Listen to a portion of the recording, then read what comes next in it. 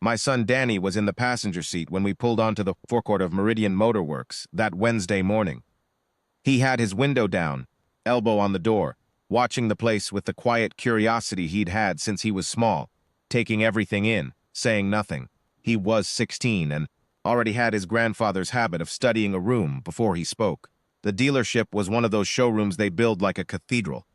Glass from floor to ceiling, marble tile, 3 rows of cars that cost more than most people's houses. Sitting under lights, designed to make them look like they were already moving. The forecourt was polished concrete, not a stain on it.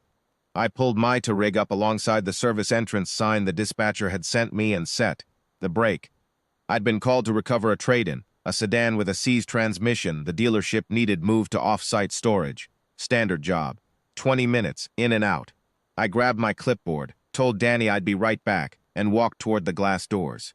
I didn't make it 10 feet before a man in a pressed charcoal suit stepped out from behind a pillar, like he'd been waiting there all morning.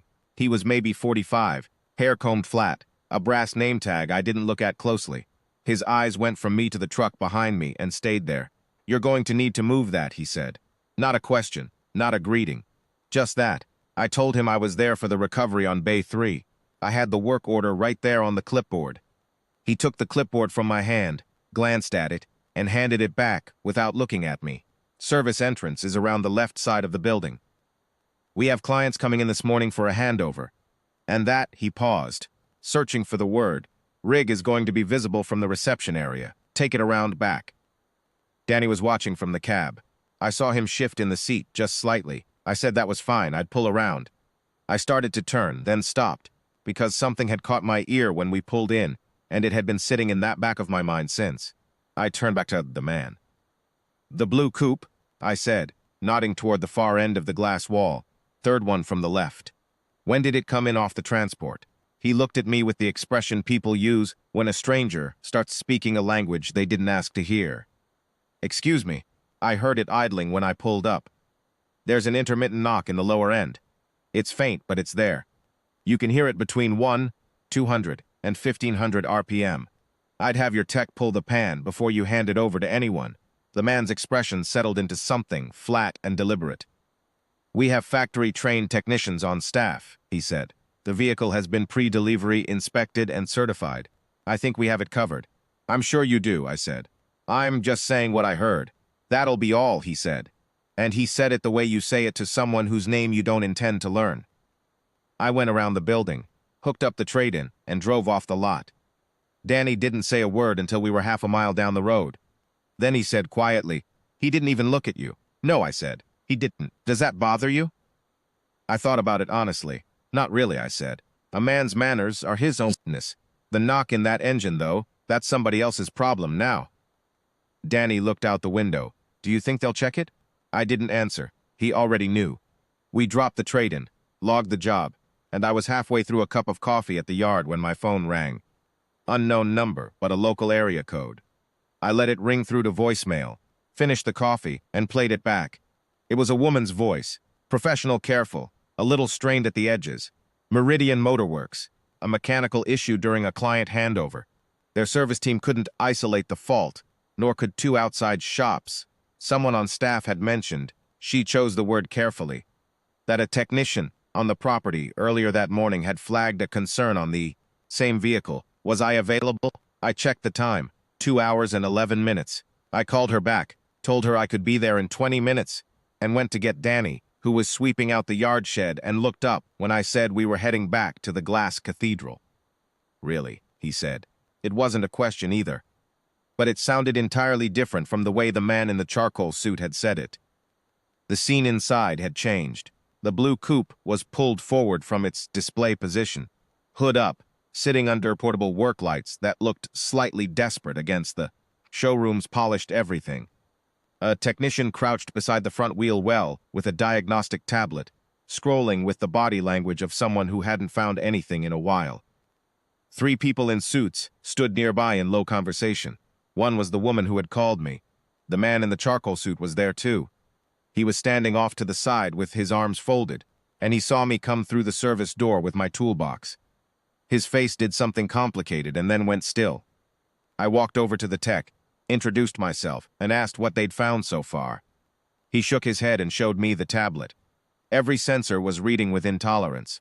The car was, according to every instrument they had, perfectly fine, except that it had stalled twice during the handover ceremony and produced a knock loud enough that the client, a careful, attentive man in a dark overcoat, who was now standing quietly near the reception desk, watching, had declined to take delivery. I thanked the tech, set down my toolbox, and asked if I could start her up. What I had heard on the forecourt was a sound I first learned when I was 23, working the rebuild floor at a plant in Ohio. 12 years there, 18 more in my own shop, before my knees started voting louder than my stubbornness, and the shop became tow and recovery. The sound was a specific flutter in the oil pressure rhythm at mid-range RPM, a tiny cavitation from a partially blocked pickup tube. Sensors won't catch it.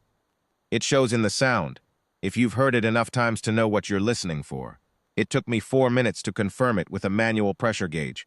It took 36 minutes to clear the blockage and verify the fix. When I brought the engine up to temperature and ran it through the RPM range twice, with the hood still up, the showroom was quiet enough that you could hear the difference clearly. The man in the dark overcoat walked over. He was in his early 70s, straight-backed, with the kind of hands that have done real work in their time. He stood beside me and listened for a moment.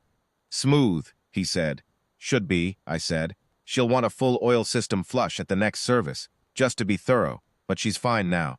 He looked at me for a moment with an expression I recognized as the one people wear when they're about to say something they've thought out.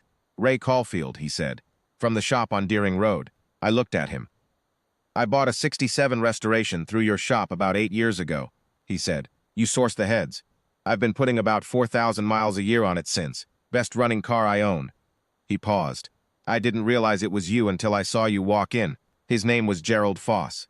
He ran a fleet management company that contracted with dealerships across the region.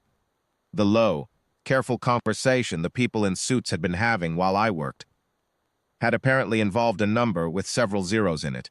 I wiped my hands on a shop rag and closed the hood. The showroom was quiet. I mean, the particular kind of quiet that a room full of people produces when they have all arrived at the same understanding at the same moment. Danny was standing near the service door where I'd told him to wait, and he was watching with those careful eyes of his, and when I looked over at him, he gave me a small nod, the kind that means, "I see it." Gerald Foss shook my hand and thanked me. He said something to the woman in the suit that I didn't quite hear, and she nodded and wrote something down. I packed my toolbox, collected my fee from the service desk, and walked back out through the service door with Danny beside me. I didn't look for the man in the charcoal suit on the way out. I didn't need to. Some things don't require a look. We got into the truck. Danny pulled the door shut, sat back, and after a moment he said, "You knew the whole time." "I knew what the engine was telling me," I said. "I just didn't know the rest of it." "Does it feel good?" he asked, "having them call you back like that?" I started the engine. The old rig caught on the first turn, the way it always does. "What feels good," I said, "is that the car runs right now. Somebody was going to drive it. That matters more than the rest." I pulled out of the lot. Danny was quiet for a while. Then he said, "I'm going to remember that." "Good," I said. We drove back in the morning light, the road opening up ahead of us, and neither of us needed to say anything more.